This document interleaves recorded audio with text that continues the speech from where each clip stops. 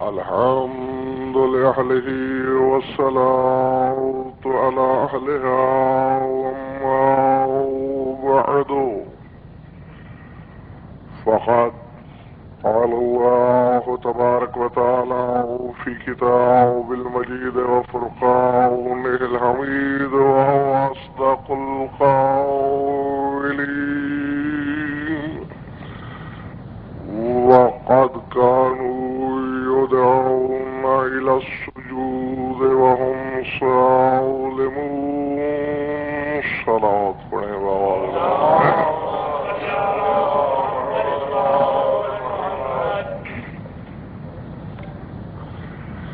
پھر بھی جوش ولا سے مل کر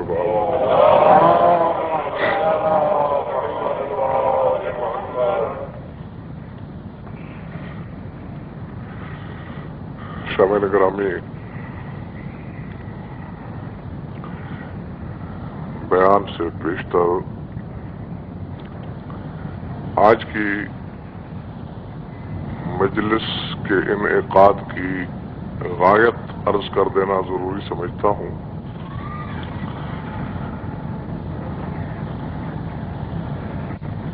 اس کے دوران امیر کائنات کے فرمودہ خطبے کا ایک جملہ عرض کیا تھا میں نے مجلس میں کہ سرکار فرماتے ہیں انا الساجد انا المسجود انا العابد انا المعبود، کہ میں ساجد بھی ہوں اور مسجود بھی، عابد بھی ہوں اور معبود بھی۔ تو اس جملے کی تشریح کے لیے یہ مجلس منعقد کی گئی ہے کہ اسے کھول کے بیان کیا جائے کہ اس سے سرکار کا مفہوم و مقصود کیا ہے۔ گو چند لوگوں میں اس قسم کے اسرار و غوامض پر مبنی بیانات ایک لحاظ سے بہت بڑا امتحان بھی ہے، لیکن ایک لحاظ سے اچھا بھی ہے، کیونکہ کثرت سامعین میں ہر شخص نہ اسرار کا متحمل ہوتا ہے، نہ ہر شخص میں یہ صلاحیت اور لیاقت ہوتی ہے کہ اس کے سامنے اسرار غامضہ بیان کر دیے جائیں اور وہ من و ان انہیں تسلیم کر لے۔ توجہ ہے نا میری طرف؟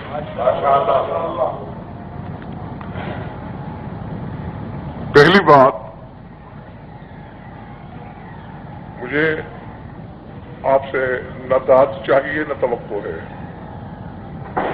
صرف یہ کہ جو کچھ ارسال کروں اسے محفوظ ضرور کیجیے گا۔ طے شدہ امر ہے کہ 1400 برس پہلے سرکار نے یہ جملہ کہا، اور ان 14 صدیوں میں 1400 سے زیادہ علماء شرح گزرے ہیں کہ جنہوں نے سرکار کے خطبات کی شرحیں لکھی، اور آپ یقین کریں کہ بڑے بڑے علم کے سمندر گزرے اور ایک ایک فکرے کی شرح میں جلدوں کی جلدیں لکھ ڈالیں، لیکن آخری سطور میں اس اعتراف کے ساتھ قلم کو روکا ہے کہ یہ وہ کچھ تھا جہاں تک ہماری بشری رسائی کا تقاضا ہے۔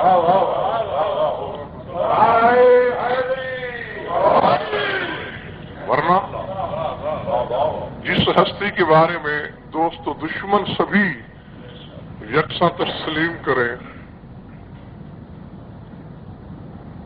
کہ فوق کلام المخلوق و دون کلام الخالق کہ اللہ کے کلام سے نیچے، اور میں اور آپ نہیں، پوری مخلوق جس میں آدم سے لے کر عیسیٰ تک نبی بھی شامل ہے، پوری مخلوق کے کلام سے برتر و بالا۔ تو جس کا کلام کلام مخلوق سے ہو ہی برتر، تو ہم جیسی مخلوق کو سمجھنا یا سمجھانا کار دارت ہے۔ برکیف جہاں تک میری رسائی ہے میں وہاں تک تشریح کی کوشش کرتا ہوں۔ ماشاءاللہ۔ سب سے پہلا مسئلہ یہ ہے کہ سرکار نے بھی جس طرح الگ الگ فرمایا نا کہ انا ساجد انا المسجود انا العابد انا المعبود، میں ساجد بھی ہوں، مسجود بھی ہوں، عابد بھی ہوں، معبود بھی ہوں، یعنی مسجود اور معبود کو الگ الگ گنا، ساجد اور عابد کا علیحدہ علیحدہ ذکر کیا۔ تو پہلی سمجھنے والی بات یہ ہے، یہ ضروری نہیں کہ جو مسجود ہو وہ معبود بھی ہو، یعنی مسجود ہونا اور بات ہے اور معبود ہونا ایک الگ حقیقت ہے۔ اب دیکھیں چند ایسی مثالیں آپ کے سامنے ہیں جو حقیقت قاہرہ کے روپ میں آدم مسجود ملائک ہیں، معبود ملائک سمجھ میں آئی بات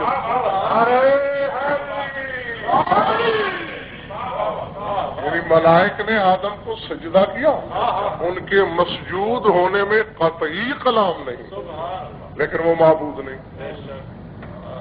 اسی طرح آپ شب و روز روزمرہ پنجگانہ نمازوں میں کعبے کو سجدہ کرتے ہیں، کعبے کے مسجود ہونے میں کلام نہیں لیکن کعبہ معبود نہیں ہے۔ جی سورہ یوسف کو پڑھیں، قرآن میں واضح آیت ہے کہ حضرت یعقوب نے میں بیٹوں کے میں اہلیہ کے حضرت یوسف کا سجدہ کیا، شادباش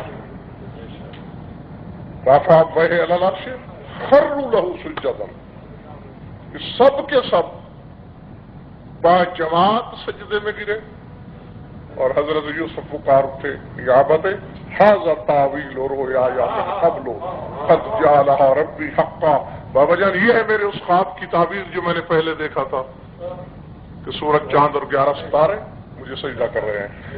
تو یوسف حضرت یعقوب 11 بھائیوں اور اپنی والدہ محترمہ کے مسجود تو ہیں لیکن معبود نہیں۔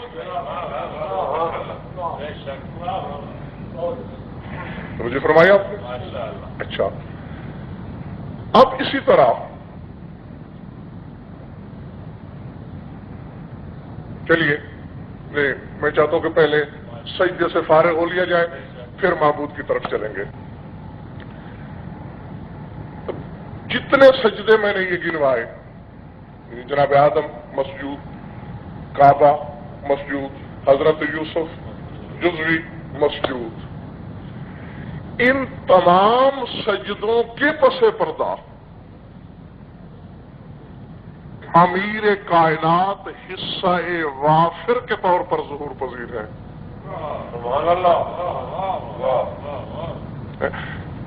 میں کئی مجالس میں عرض کر چکا ہوں اور علماء اعلام سے آپ نے سنا ہوگا، جناب رسالت میں آپ کا فرمان ہے، امیر کائنات کا فرمان ہے، امام جعفر صادق علیہ السلام کا فرمان ہے، امام رضا علیہ السلام کا فرمان ہے، چاروں معصوم باختلاف الفاظ مختلف مقامات پر مختلف شائلین کے سامنے یہ فرماتے گئے ہیں کہ امر اللہ الملائکۃ بالسجود لکوننا فی صلبہ، کہ آدم کے سجدے کا حکم فرشتوں کو خدا نے محض اس خاطر دیا کہ ہم آدم کی صلب پہ تھے، یعنی حضرت آدم کا ذاتی استحقاق تھا ہی نہیں کہ انہیں سجدہ کیا جاتا، صرف اس وجہ سے، بلکہ حدیث قدسی میں بھی آپ کو یہ ملے گا کہ جناب آدم ایک موقع پر فخر و مباحت کا اظہار کرتے ہیں، اپنے دل میں سوچتے ہیں کہ اللہ نے مجھ سے بڑی مخلوق بھی بنائی ہوگی کہ اس نے فرشتوں کو، نوریوں کو، قدسیوں کو میرے سجدے پہ پابند کیا۔ بس دل میں سوچنا تھا، وہ جو علیم بذات صدور کہلاتا ہے، فوراً جھڑک دیا، ڈانٹا توحید نے، آدم توبہ کر، کیا سوچ رہے ہو؟ اترا رہے ہو اپنے دل میں کہ مجھے سجدہ کرایا گیا لہذا مجھ سے برتر نہیں ہو سکتا؟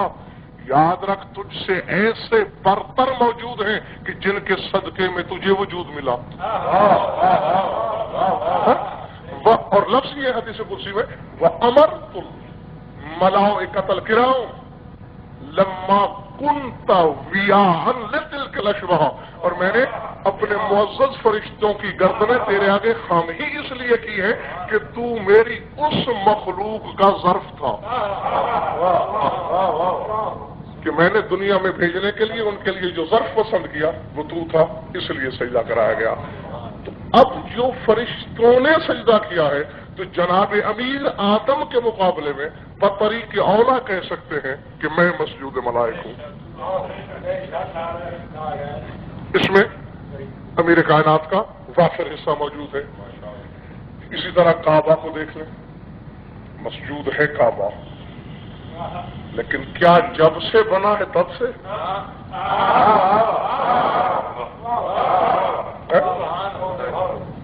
کعبہ اگر ذاتی طور پر فی نفس ہی کعبے میں یہ صلاحیت ہے کہ وہ قبلہ کہلائے، تو پھر جس دن سے مہرز وجود میں آیا ہے اس دن سے سجدہ کعبے کی طرف ہونا چاہیے۔ لیکن یہ کوئی ڈھکی چھپی حقیقت نہیں عزیز شوکت کہ زمانہ جانتا ہے کہ بہت سے قبلہ موجود رہے، بدلتے رہے۔ یہ قبلہ کب ہوا؟ جب قبلہ گر تشریف لایا۔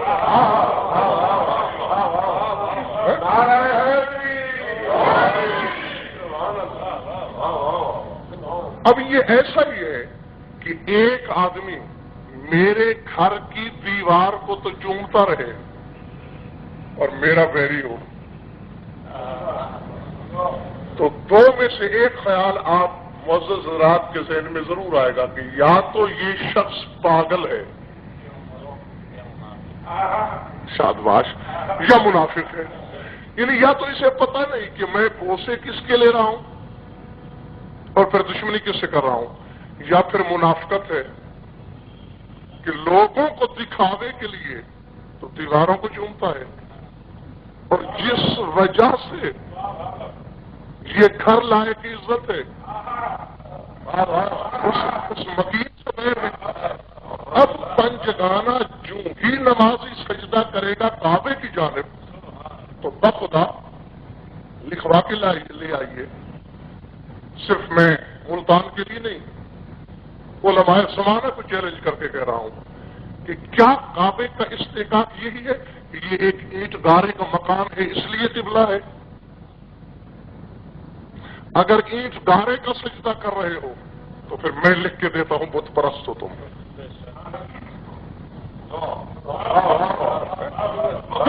یہ کوئی عدل الہی تو نہ ہوا نا؟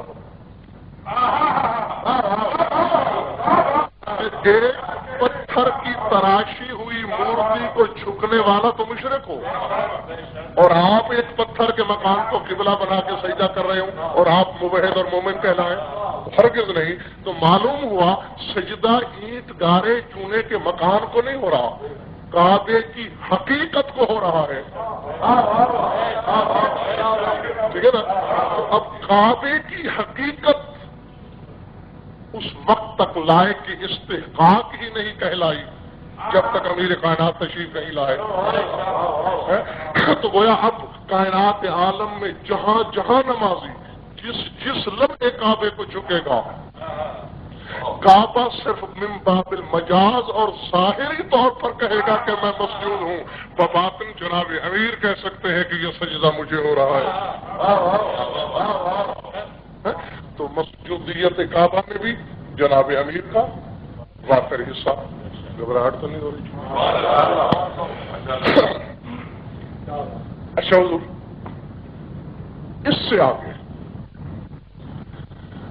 یہ سجدے تو ہوتے ہیں نا پنجگانہ، یعنی 5 وقت میں نماز واجب ہے، 6 وقت میں واجب ہی نہیں. ٹھیک ہے نا؟ اور پھر واجب بھی ہر شخص پر نہیں.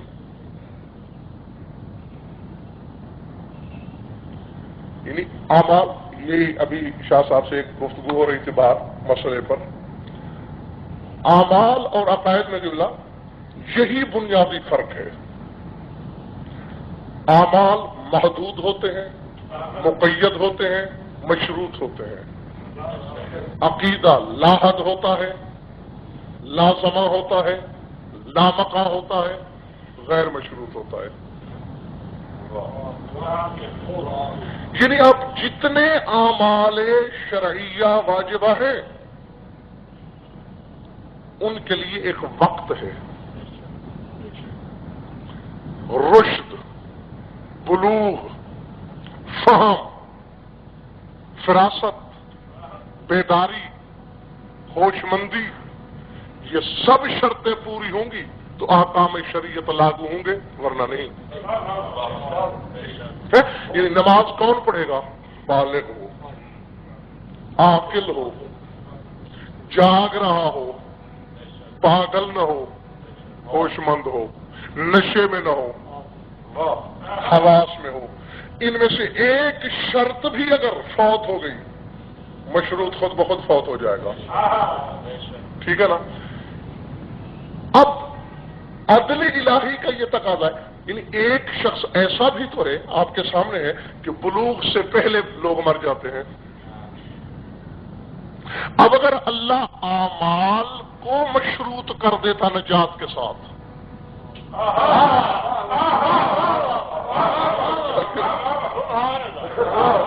ٹھیک ہے نا ڈاکٹر صاحب، تو پھر یہ عدل الہی کے خلاف ہوتا کہ بلوغ سے پہلے مر جانے والا لڑکا وہ تو مستحق کے بہشت نہیں ہو سکتا تھا. اور چونکہ مارا بھی خدا نے اور پھر استحقاق کے بہشت سے محروم بھی خدا کر دے تو یہ اس کے عدل پہ ضرب لگتی ہے. اب اسی طرح آپ روزے کو دیکھ لیں. اگر خدا روزے کو شرط نجات رکھ دیتا،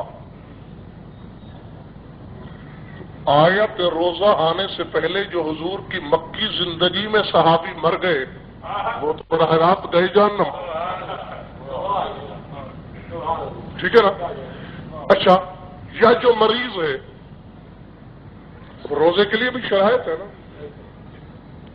یعنی جو شرائط پہلے گنوائی ہیں وہ بھی ہونا چاہیے، اس کے ساتھ ساتھ صحت مند بھی ہو، مقیم بھی ہو. سفر میں ہے تو روزہ نہیں، حالت مرض میں ہے تو روزہ نہیں. اب ایک تو مر گیا وجوب سے پہلے، اور ایک مثلا آج ہمارے زمانے میں تھا سفر میں، روزے سے نہیں تھا، موت آ گئی، جنت سے تو محروم ہو گیا. اور اگر ایسا ہوتا تو عدل الہی کے منافی ہوتا. ٹھیک ہے؟ حج کو اگر نجات کی شرط قرار دے دیتا، چونکہ صرف صاحب استطاعت پہ تھی تو جس کے ہاں پیسہ تھا وہ تو جنت لے جاتا اور کائنات عالم کا ہر مفلس اور نادار سیدھا جہنم چلا جاتا، اور یہ بات عدل الہی پہ بہت بڑا دبا ہوتی، دا ہوتی. اس لیے اللہ نے اعمال کو نہیں، ایک ایسی چیز کو شرط نجات رکھا کہ 1 دن کی عمر سے لے کر 1,00,000 برس کی عمر رکھنے والا شخص یہ نہ کہہ سکے کہ میری فلاں مجبوری تھی.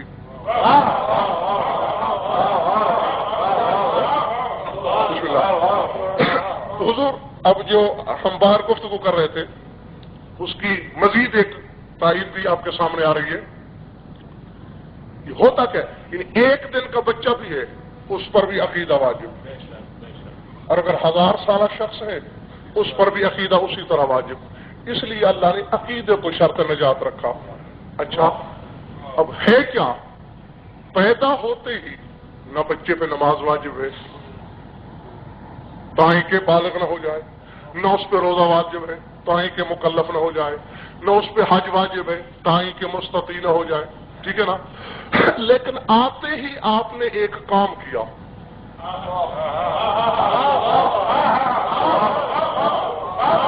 بسم اللہ،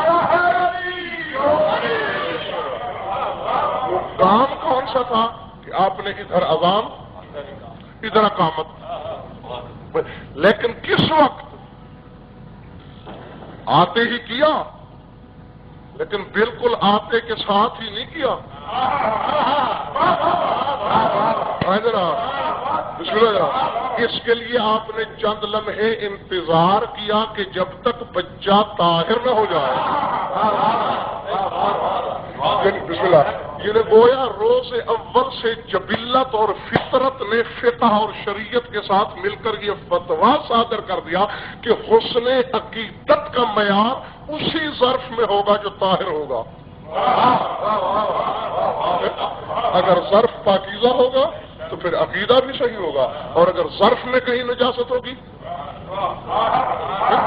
چونکہ نجس ظرف کو تو وہ اچھا یہ اذان اور اقامت ہے کیوں پوچھئے گا علماء سے، تو سبھی آپ کو متفق اور یک جنبش لب یہ جواب دیں گے، چونکہ اللہ نے اقرار کیا جی لیا ہے روحوں سے،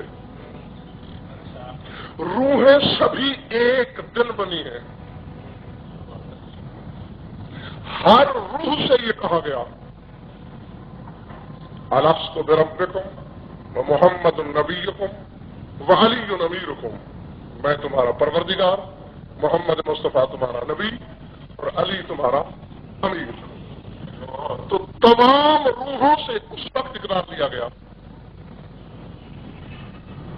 یعنی گویا اب یہ نہیں کہا جا سکتا کہ جناب امیر سے پہلے والے لوگوں پر ان کا اقرار کیوں واجب۔ اقرار تو ایک جلسے میں، ایک مجلس میں، ایک محفل میں، ایک وقت میں، ایک لمحے میں سبھی سے لیا گیا، اقرار ہے روحوں سے۔ اب وہ روح اقرار کے 1 سال بعد زمین پہ چلی آئے یا اقرار سے 10 ارب سال بعد زمین پہ آئے، اقرار وہی ہے، یہاں آ کے اذان اور اقامت کے ساتھ اعادہ تجدید کرائی جاتی ہے۔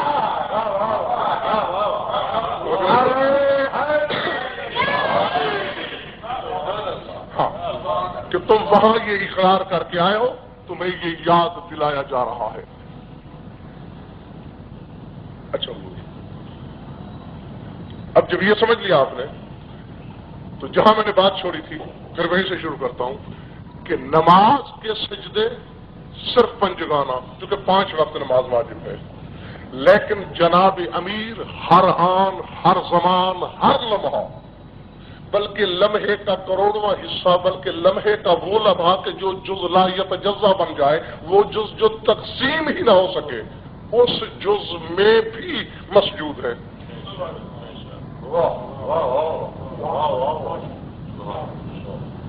میں پھر دہراتا ہوں تاکہ جو احباب متوجہ نہیں تھے وہ پھر سن لیں۔ یعنی آدم کے سجدے کے وقت بھی مسجود تھے جناب امیر، لیکن وہ لمحاتی سجدہ تھا، بس ایک دفعہ ہوا جب آدم کو ہوا، پھر آج تک نہیں ہوا، نہ قیامت تک ہوگا۔ کعبے کی طرف کیے جانے والے سجدوں میں بھی جناب امیر مسجود ہوتے ہیں، لیکن صرف ان لمحات میں جب نماز پڑھی جا رہی ہوتی ہے، جب 5 نمازوں کا وقت ختم ہو جائے تو پھر نہ کعبے کو سجدہ ہوتا ہے نہ جناب امیر کا حصہ۔ لیکن جناب امیر جو ناز سے کہہ رہے ہیں کہ میں مسجود ہوں، وہ کس وجہ سے کہہ رہے ہیں ایک مرضا کہ ایک لمحے کا کروڑواں حصہ بھی ایسا نہیں کہ جس میں علی بن ابی طالب مسجود نہ ہوں، جس طرح ایک لمحے کا کروڑواں حصہ بھی ایسا نہیں کہ جس لمحے میں خدا خدا نہ ہو۔ دیکھیں نا، خدا کو سجدہ کیا جاتا ہے محدود اوقات میں، ٹھیک ہے نا؟ خدا کے گھر کا طواف کیا جاتا ہے محدود لمحات میں، خدا کے نام پہ صدقہ و خیرات و زکوٰۃ دی جاتی ہے محدود اور موقت اوقات میں، لیکن خدا تو وہ حیران ہر زمان ہے نا۔ اسی طرح امیر کائنات مسجود ہر آن ہر زمان ہے۔ اب آپ کہیں گے وہ کیسے؟ تو میں عرض کروں گا وہ ایسے کہ در حقیقت قرآن میں سجود نام ہی ولایت علی کا ہے۔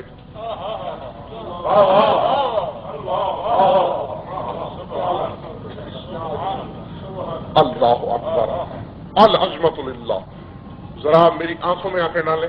میں ویسے تو بہت ساری آیات پڑھ سکتا ہوں، یہاں صرف 2 یاد دہانے کے لیے پڑھتا ہوں کیونکہ آگے بھی کوئی سفر کرنا ہے۔ اپنے حبیب سے کہہ رہا ہے فسبح بحمد ربک وکن من الساجدین۔ اے میرے حبیب، حمد پروردگار کے ساتھ تسبیح پڑھ اور ساجدین میں سے ہو جا۔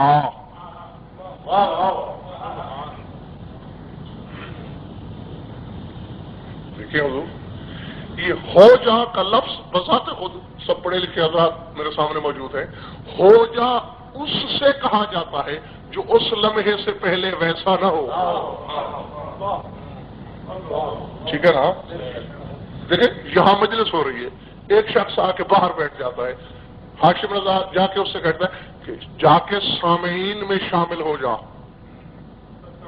اس کا مطلب ہے کہ کہنے سے پہلے وہ سامعین میں نہیں تھا۔ اب اللہ اپنے حبیب سے کہہ رہا ہے ساجدین میں سے ہو جا۔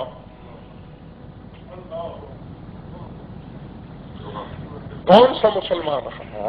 یہ تو پہلے تمہید میں ہی میں نے کہا تھا کہ ایسے اسرار و غوامض، چونکہ مجھ پر یہ شریف فریضہ ہے کہ جو پوچھا جائے وہ بتاؤں، اور یہ بھی جانتا ہوں کہ ہر شخص ہر چیز کو برداشت نہیں کر پاتا۔ تو اب کون سا مسلمان ہے ایسا جو معاذ اللہ ثم معاذ اللہ یہ سوچے کہ اس سے پہلے حضور نماز نہیں پڑھتے تھے؟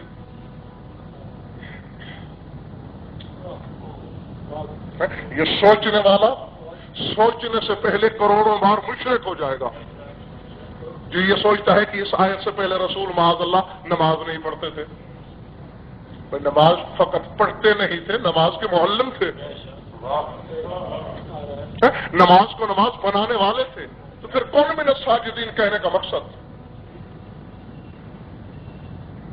تفاسیر اہل بیت پڑھو، معصوم فرماتا ہے کہ خدا کے کہنے کا مقصد یہ ہے کہ اے میرے حبیب محمد احمد محمود، علی کے اعلان ولایت کی تیاری ابھی سے کر لو تاکہ ساجدین میں شامل ہو جاؤ۔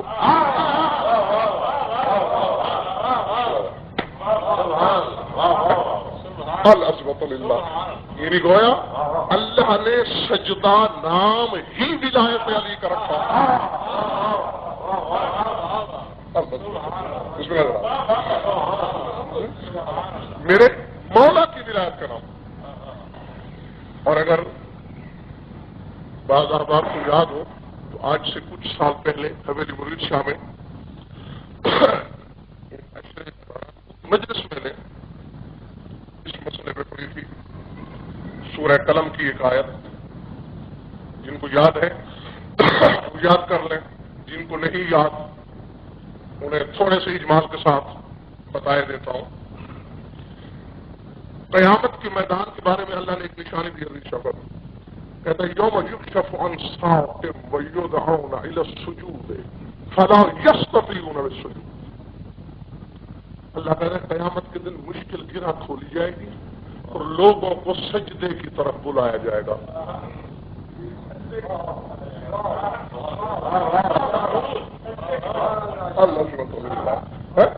سجود کے لیے بلایا جائے گا۔ کچھ لوگ سجدے کے قادر نہیں ہو سکیں گے، حالانکہ قیامت دار الجزا ہے، دار التکلیف نہیں ہے۔ قیامت کے دن نمازیں نہیں پڑھی جائیں گی، نمازوں کا پھل لیا جائے گا، ٹھیک ہے نا؟ لیکن سجدے کی طرف بلایا جا رہا ہے. اور خدا کہہ رہا ہے کہ کچھ لوگ سجدے پہ قادر نہیں ہو سکیں گے، کچھ کر لیں گے سجدہ، کچھ نہیں ہوں گے قادر. اور یہ تفاصیل علم ہے، صافی سے لے کر تفسیر عسکری تک ہر تفسیر کی ضمانت نہیں. کی ہدایت کو طلب کیجیے گا.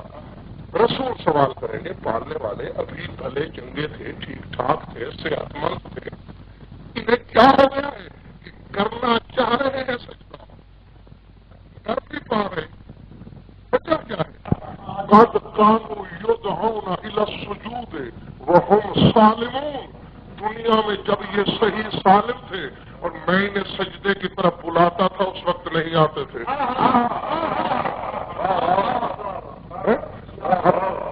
عزت ہے نبی قسم ایک مرتبہ ہر تفسیر اہل بیت پکار کے کہہ رہی ہے قد یدعون الی ولایت علی ابن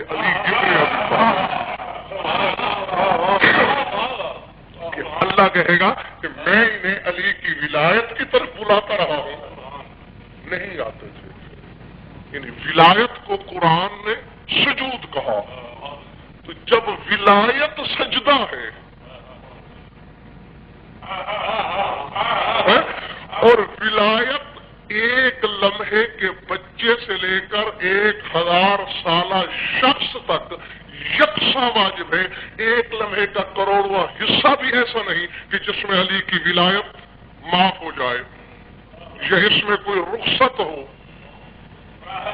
یا اس میں کمی بیشی ہو. نہیں ہو سکتی نا. تو جب نہیں ہو سکتی ہر زمان چاہے سورہ عاقل ہے، بالغ ہے، نابالغ ہے، جو بھی ہے، ہر لمحہ ولایت واجب ہے اور ولایت ہے سجدہ. تو پھر جس کی ولایت ہے وہ ہے مسجود. تو یعنی گویا جس دل میں بھی علی بستے ہیں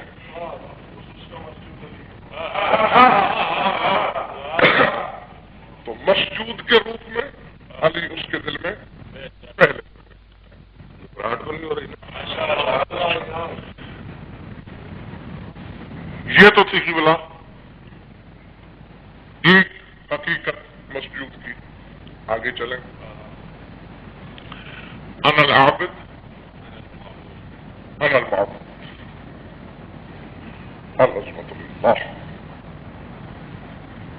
میں عابد بھی ہوں، معبود بھی ہوں. اب جس طرح پہلے میں نے عرض کیا نا، یہ ضروری نہیں کہ جو مسجود ہے وہ معبود بھی ہو. اسی طرح یہاں بھی ایک چیز سمجھانے والی ہے. یہ ہماری کم علمی ہے یا علماء سے نہ پوچھنے کا سبب ہے یا علماء کے نہ بتانے کی علت ہے. دو میں سے کوئی ایک بات تو ہوگی، یا علماء نے بتایا نہیں یا ہم نے علماء سے پوچھا نہیں. ہمارا مبلغ علم بس یہی ہے کہ عبادت کا لفظ آیا اور فوراً ہم مصلی پہ پہنچے کہ نماز پڑھنے کا نام عبادت ہے اور اسی وجہ سے وہ معبود ہے. نہیں میرے بزرگوں، بھائیو اور عزیزوں، یہ مفہوم عبادت نہیں، اسے عبادت کہتے ہی نہیں. میری آنکھوں میں آنکھیں ڈالیے. سورہ یاسین کی ایک آیت ہے، پڑھ لیجئے گا قرآن میں.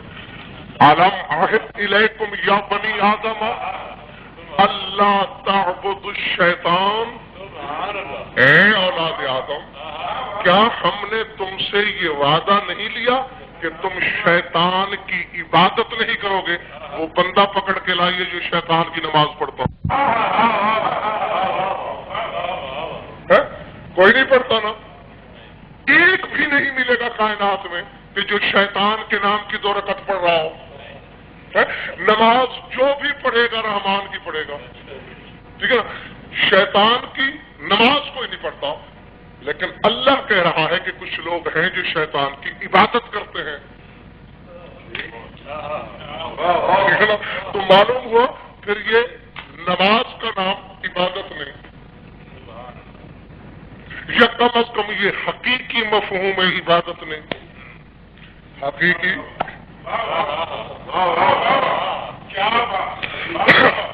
مفہوم. اگر آپ حضرات تھک نہ گئے؟ دل چاہ رہا ہے آج ایک ایسی بات بھی کہہ جاؤں جو سنی ہوئی آپ نے کروڑوں مرتبہ ہے، لیکن آج آپ کو پتہ چلے گا کہ اس آیت کی تفسیر کیا ہے۔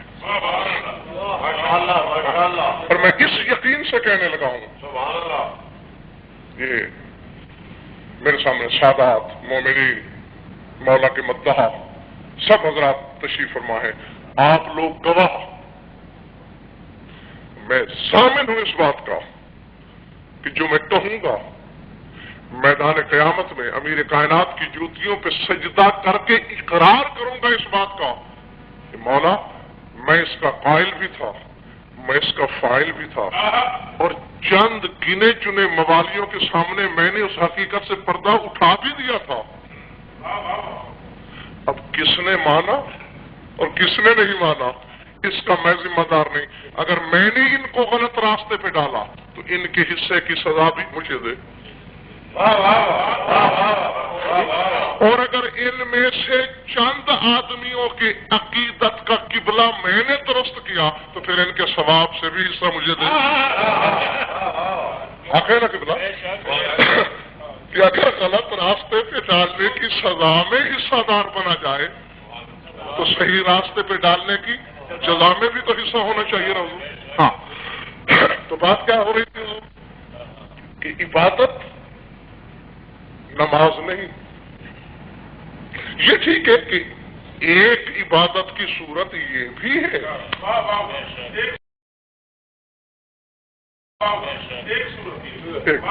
لیکن یہ عبادت نہیں، یا یہ حقیقی مفہوم ہے عبادت نہیں۔ عبادت کیا ہے؟ اصول کافی سے بڑی کتاب آپ کے مذہب میں کم از کم نہیں ہے، اور امام جعفر صادق علیہ السلام سے بڑا سچا کائنات میں نہیں جس کا لقب ہی صادق ہو، جو صداقت کے خالقوں کے گھرانے میں پیدا ہو کے صادق ہو، مجھ میں اور آپ میں نہیں، ان میں صادق، تو اس سے بڑا سچا کوئی نہیں۔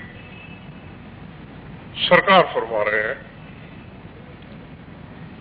لیس العبادت ہی الرکوع والسجود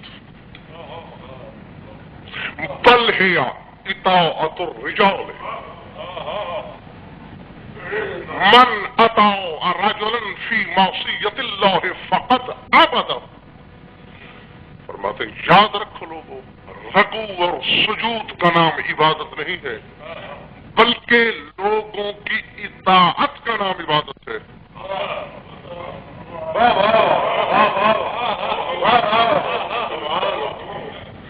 اب خدا کے لیے جاگیے گا ذرا، کیونکہ اب میرا سفر فضائی شروع ہے، اب میں اپنے آپ میں نہیں رہا، میں مجھ پر کچھ عالم جذب سطاری ہو رہا ہے، میں پلٹوں گا نہیں واپس۔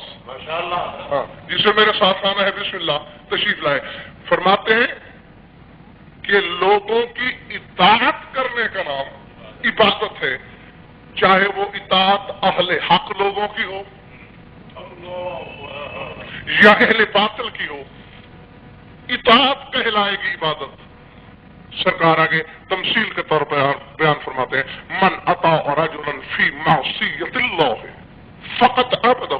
فرماتے اگر کسی شخص نے اللہ کی نافرمانی میں کسی شخص کی اطاعت کی تو گویا اس نے اس کی عبادت کی۔ ایک شخص شراب پی رہا تھا، دوسرا آ گیا، اس نے کہا آ میرے ساتھ مل کے شراب پی، یعنی اس کے کہنے سے پی۔ مولوی کی نظر میں یہ گناہ تھا، معصوم کی نظر میں عبادت ہے کہ اس نے اس بندے کی عبادت کی۔ ہماری بات نہیں، کیونکہ اس کا کہنا مانا گیا۔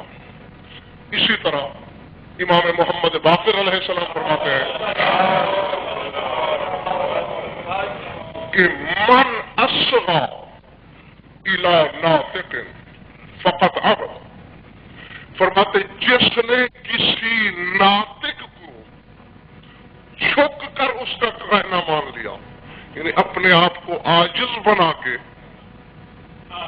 کسی ناطق کے سامنے عاجزی سے اس کا کہنا مان لیا تو اس نے اس کی عبادت کی۔ عظمت اللہ۔ اب یہی وجہ تھی، دیکھیے حضور معصوم نے کیا فرمایا کہ کسی کے سامنے عاجزی سے اطاعت کر لینے کا نام ہے عبادت، چاہے وہ حق کے راستے کی ہو چاہے باطل کے راستے کی ہو۔ اب چونکہ اللہ تو نظر آنے والی شے نہیں تھا اور اس نے دیکھا کہ مجھ بے وجود کے نام پر لوگ دھوکہ کریں گے، دجل سے، مکر سے، فریب سے، دغا سے کام لیں گے، اس نے اصول دے دیا کہ مجھ بے نشان کے نام پر دین کے ساتھ مذاق مت کرنا، میں یطع الرسول فقد اطاع اللہ، جس نے میرے رسول کی اطاعت کی بس اسی نے میری کی۔ تو کیا ترجمہ ہوا؟ جس نے میرے رسول کی عبادت کی۔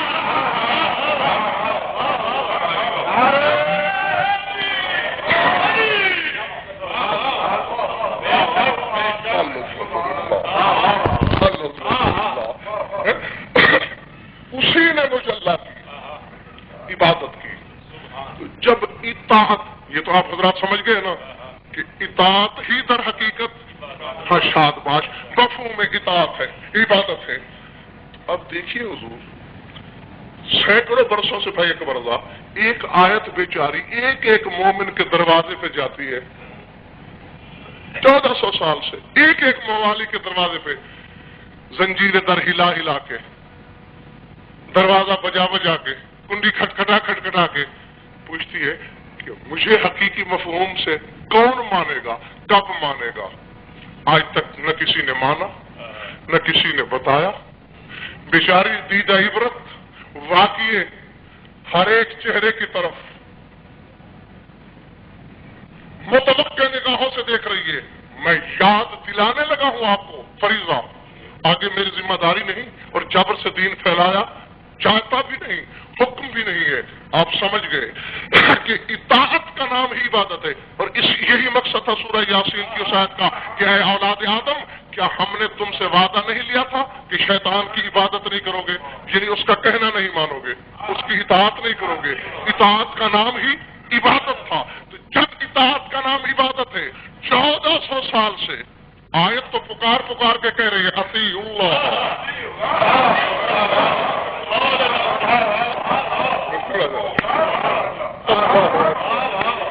اللہ اکبر۔ وَأَطِيعُوا الرَّسُولَ وَأُولِي الْأَمْرِ مِنكُمْ، اطاعت کرو اللہ کی، اطاعت کرو رسول کی، اطاعت کرو اولی الامر کی۔ آج میں حلالیوں موالیوں کے سامنے کہنے لگا ہوں آیت کا مفہوم یہ ہے، عبادت کرو مجھے اللہ کی، عبادت کرو میرے رسول کی، اور عبادت کرو میرے اولی الامر کی۔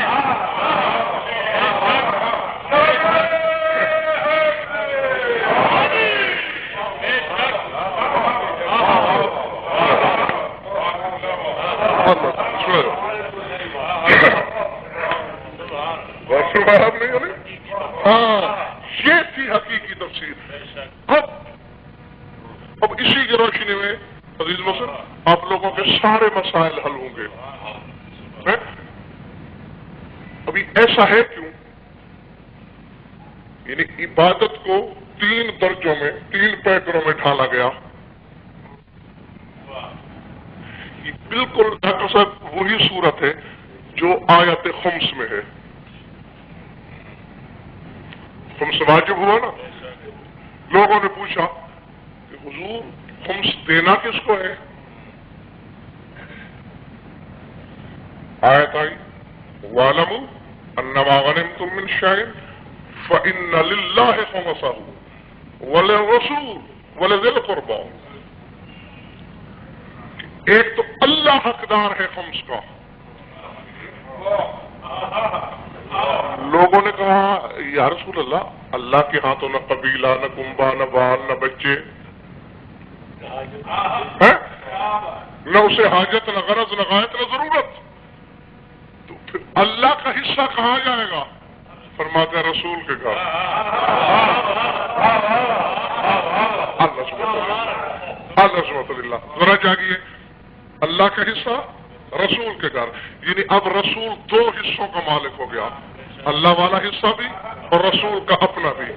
تو پھر کسی نے سوال کیا، یا رسول اللہ خدا کرے آپ رہتی دنیا تک سلامت رہیں، آپ کا سایہ ہمارے سروں پہ سلامت رہے، خدا نہ خواستہ نصیب دشمنا کوئی اونچ نیچ ہو جائے آپ کے ساتھ، تو پھر آپ کا حصہ، فرمایا میرے بعد خدا کا حصہ بھی اور میرا حصہ بھی علی کے گھر۔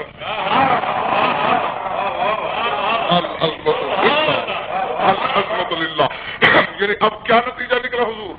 تھا سب سے بڑا اللہ، ایک حصے کا مالک۔ اب میں نے تو اس سے نہیں کہا نا خالق ہو کے اپنا ایک حصہ رکھ، الحمد للہ۔ اور مخلوق ہے رسول، مخلوق کو دو حصے، اور جو اس سے بھی مفضول مخلوق ہے جو تیسرے نمبر پہ ہے، اس کے 3 حصے، اللہ اور رسول کا حصہ بھی علی کے گھر۔ اور اب اس میں رد و بدل ہے ہی نہیں، رہتی دنیا تک، جب تک قیامت کا سورج نہیں نکلتا یہ تینوں حصے علی کے گھر جائیں گے، ٹھیک ہے نا؟ کہیں نہیں، اطاعت یا عبادت کا بھی یہی نظریہ آپ کو حکم دیا گیا، اللہ کی عبادت کرو، پالنے والے تو ہمیں نظر ہی نہیں آتا، پالنے والے ہم نے تو تجھے دیکھا ہی نہیں، تیری کس صفت کو، تیری کس صفت کو، تیری کس خوبی کو، تیری ذات تک تو ویسے رسائی انبیاء کی ممکن نہیں، اور تیری کس صفت کو سامنے رکھ کے عبادت کریں؟ فرمایا وَأَطِیعُوا الرَّسُولَ، میں نظر نہیں آتا، رسول تو نظر آتا ہے نا۔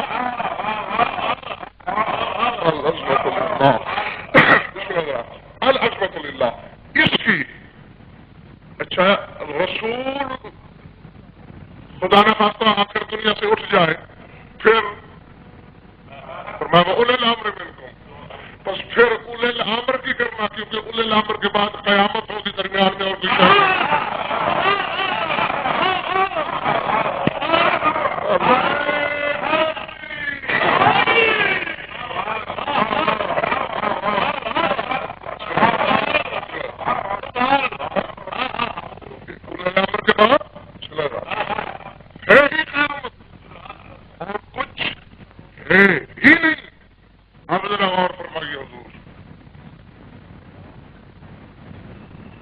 خدا والی عبادت رسول کے حصے میں آئی، اب پھر دونوں عبادتیں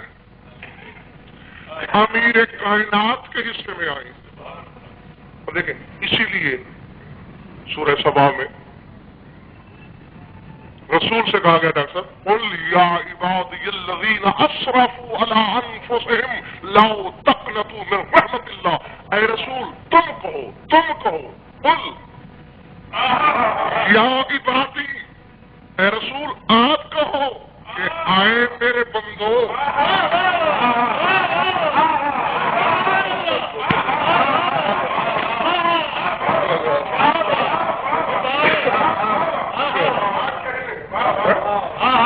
رسول سے کہا جا رہا ہے کہ تم کہو کہ اے میرے بندو جنہوں نے جی بھر کے گناہ کیے میری رحمت سے مایوس نہ ہو جائیں، یا اللہ تو نے ہم کو رسول کا بندہ کہا، ہاں تمہارا مقام ہی یہی ہے کہ محمد کے بندے رہو، میرا بندہ اور گناہ کرے ہو ہی نہیں سکتا۔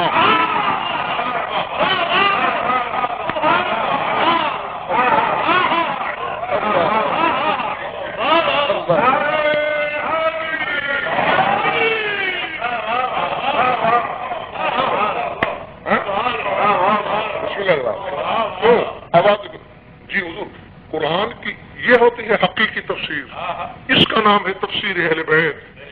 قرآن قرات کے لیے نہیں آیا، ذہنی جمناسٹک کے لیے قرآن نہیں اترا، قرآن کے تقاضے ہی کچھ اور ہیں۔ اور رب کعبہ کی قسم، جب سے ہمارے علماء نے تفسیر اہل بیت کا دامن چھوڑا ہے، دنیا میں بد اعتقادی کا بیج بویا گیا ہے۔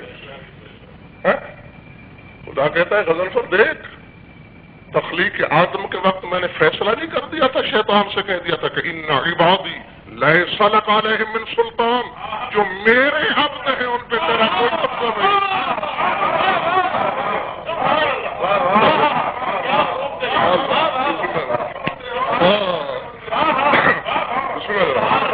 تو اس لیے یعنی ہمیں عباد رسول کہا گیا، اور رسول کے بعد ہمیں عباد اولی الامر بنایا گیا ہے کہ ہم ان بسم اللہ جناب ہم عبادت کریں گے اولی الامر کی،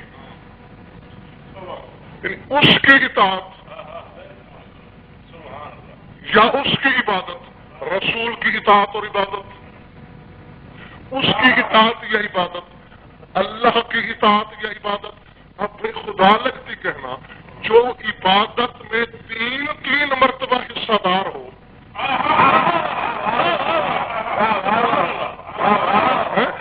اس کا نام نماز میں اگر تیسری جگہ لیا جائے تو باطل کیوں ہو جائے بابا؟ سمجھ رہی بات؟ ہاں حضور، بس ختم ہو گئی بات، نتیجہ دینے لگا ہوں آپ کو۔ اب ساری دنیا یعنی غضنفر سے لے کر عہد نبوت کے سارے بندے، ہم سب خدا کو تو ہم نے دیکھا نہیں، ٹھیک ہے نا، یا عبادت کی رسول کی۔ اب اس کے حصے والی بھی آ گئی علی کے پاس، اور سجدے کے پیکر میں ہر وقت ولایت ہم پر واجب کر دی گئی۔ گویا ہمارا سجدہ بھی علی کو، ہماری عبادت بھی گئی علی کے پاس، اور اللہ کہاں گیا؟ اسی لیے تو ناز سے فرمایا، عرب کے بدو سمجھ نہ سکے، انا الساجد انا المسجد انا العابد اللہ دنیا والوں، میری ولایت کا سجدہ تم پہ واجب ہے، لیکن میرا خدا وہ ہے جس کا سجدہ علی کرتا ہے۔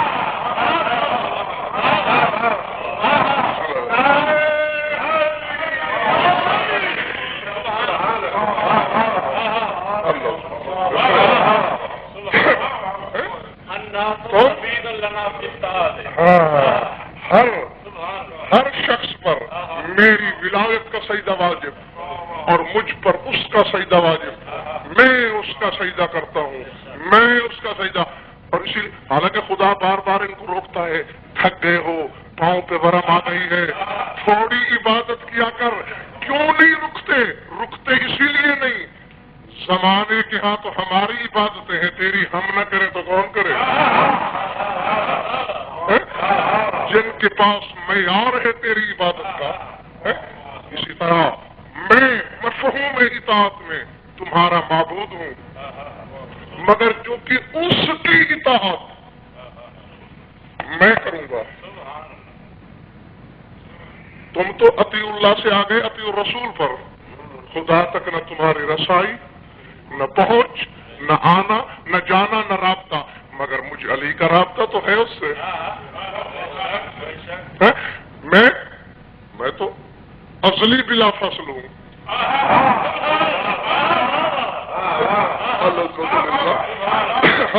توحید سے بھی بلا فصل ہوں، اور رسالت سے بھی بلا فصل ہوں۔ النسبۃ للہ، میں توحید سے بھی بلا فصل، رسالت سے بھی بلا فصل۔ تو جب رابطہ میرا ہے، اس کی عبادت میں کروں گا، اس کی اطاعت میں کروں گا، تو اس لحاظ سے عابد کہلانے کا حق بھی مجھے کہ اس کی عبادت میں نے کی، تم نے نہیں کی۔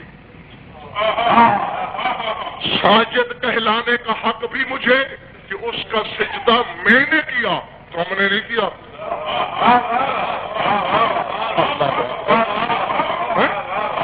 بھائی اس کا آؤ میری آنکھوں میں آ کے ڈالو، زمانے میں قبلہ وہ شخص ڈاکٹر صاحب لائے میرے سامنے، کہ جس نے اس کا سجدہ کیا ہو. کوئی لفظ اللہ کو سجدہ کر رہا ہے؟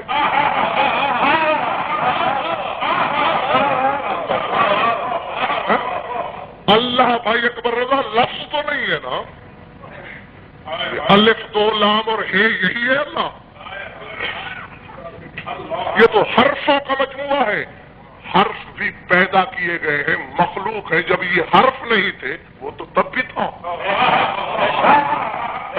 تو لفظ اللہ کو جھکنے والا اللہ کا سجدہ تو کر نہیں رہا. اور کوئی اپنے ذہن میں توحید کا تصور بنا کے اس کا بت تراش کے اس کا پیکر تراش کے جھک رہا ہے. نہ اس نے سجدہ کیا اس کا، نہ اس نے سجدہ کیا جو حقیقت کو جانتا ہے. جس کے ہاں یہ دعویٰ ہے کہ لو کشف الغطاء لمزدت، تو یقیناً کے خالق و مخلوق کے درمیان والے پردے ہٹا بھی دیے جائیں تو علی کے یقین میں ناخن بھر اضافہ نہیں ہوگا. تو جو اس یقین بلا فاصلہ کی سرحدوں پہ بستا ہے تو اس کا سجدہ صرف علی نے کیا. اس لیے یہ ناز بھی علی کے پاس تھا کہ انا ساجد، ساجد ہوں تو صرف میں، عابد ہوں تو صرف میں، ولایت کے روپ میں تمہارا مسجود بھی ہوں اور اطاعت کے روپ میں تمہارا معبود بھی ہوں. ضرور پڑھ لیجیے مل کر.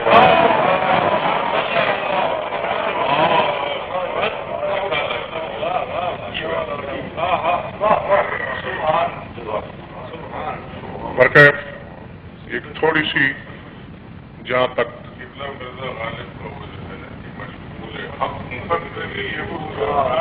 کوئی شک نہیں. بسم اللہ. اور قبلہ یہ میں تو وہ کئی مجالس میں عرض کر چکا ہوں کہ میرا یہ جو کم از کم ملتان میں، ویسے تو پورے ملک میں اور ملتان میں تو ایک باقاعدہ 20 سال سے میں نے ایک سلسلہ شروع کیا ہوا ہے. اور آپ جب میری آخری پڑھی ہوئی مجلس اور اس سے پہلے پڑھی ہوئی مجلس کو دیکھیں گے تو آپ کو محسوس ہوگا کہ ایک زینہ آگے سفر شروع ہوا ہے. تو ایسے ہی زینہ بزینہ، درجہ بدرجہ ہم سفر کر رہے ہیں تاکہ آہستہ آہستہ معرفت کا بار، یہ بوجھ برداشت ہوتے ہوتے اس سرحد تک پہنچا جائے جو سرحد حقیقت ادراک امیر المومنین کہلاتی ہے. اور پھر یہ کہوں گا کہ یہ صرف غضنفر کی رسائی ہے، علی پھر علی ہے.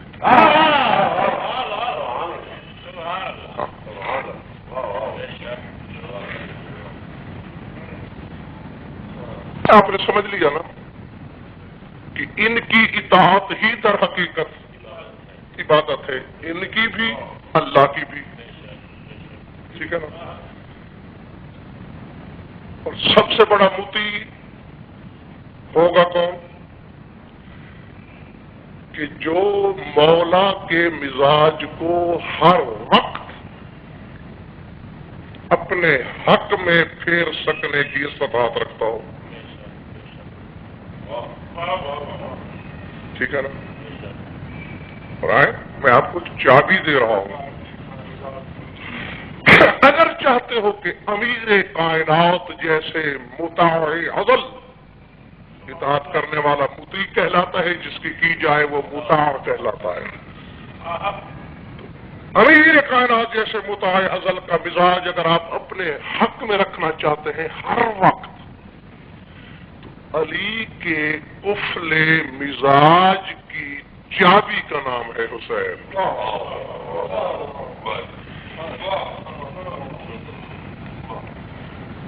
اللہ اکبر. آپ یقین کریں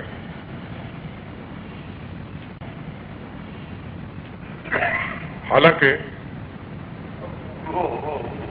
امیر کائنات ویسے یہ سارے کے سارے اس کے جمال کے بھی مظہر ہیں، کمال کے بھی مظہر ہیں، صفات کے بھی مظہر ہیں، لیکن پھر چونکہ خصوصاً امیر کائنات اس کے جلال کے مظہر ہیں. تھوڑی سی دین کی بے حرمتی بھی امیر کائنات کی آنکھوں کو سخت کر دیا. اسی بات پر ایک مرتبہ دربار رسالت میں کسی کم ظرف نے شکایت بھی کی علی کی کہ یا رسول اللہ علی کو منع فرمائیے، ہم حدیث الاسلام ہیں، یعنی نو مسلم ہیں، نیا نیا ہم نے کلمہ پڑھا ہے، تو فوری طور پر تھوڑی سی دین میں لغزش علی دیکھتے ہیں تو بس قبضہ تلوار پہ ہاتھ رکھ لیتے ہیں. تو علی سے کہیں ذرا نرم نرم، آہستہ آہستہ. سیف رحمت پہ سرخی جلال آ گئی، غصہ آ گیا رسول کو. فرماتے ہیں لا تصبوه فإنه ممسوس فی ذات اللہ. علی کی شکایت کر کے علی کو گالی مت دو. تمہیں معلوم ہونا چاہیے کہ علی اللہ کی ذات میں کھل مل چکا ہے، اس کی توہین برداشت نہیں کر سکتا کیونکہ اس کا پیکر جلال ہے. لیکن جہاں حسینیت کا معاملہ آ جائے